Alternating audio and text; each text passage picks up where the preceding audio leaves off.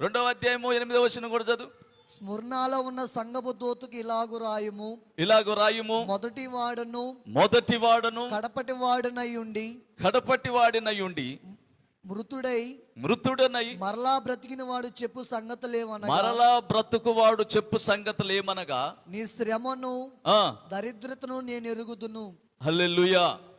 దేవుని యొక్క బిడ్డలారా, ఆయనే అన్నిటికీ, ప్రతి వాక్యంలో కూడా అలా ఉంది. ఎన్నో వాక్యాలు ఉండే నేను చూస్తే, నిన్నటి నుంచి ఇదే వాక్యం చూస్తూ ఉన్నాను. దేవునికి స్తోత్రం కలుగునుగా. ఇదే అర్థం చేసుకుంటా ఉన్నాను. ఏంటి అసలు ఈ క్రిస్మస్ పండుగలని, కేకులు కొయ్యటమని, ఈ కేకులు తింటమని, ఈ ఎగరటం ఏంది, ఇట్టట్టు అనుకోవటం ఏంది, అట్టట్టు అనుకోవటం ఏంది, మారు మనసు లేకుండా, మంచి మార్గంలో నడవకుండా, దేవుడిని ఎరగకుండా, వాక్యాన్ని తెలుసుకోకుండా, పరిశుద్ధమైన జీవితం లేకుండా, ఇవన్నీ మాట్లాడుకొని ఇవన్నీ చేసుకోవటం వల్ల ఏం జరుగుతుంది? వాళ్ళు పరలోకానికి రారు,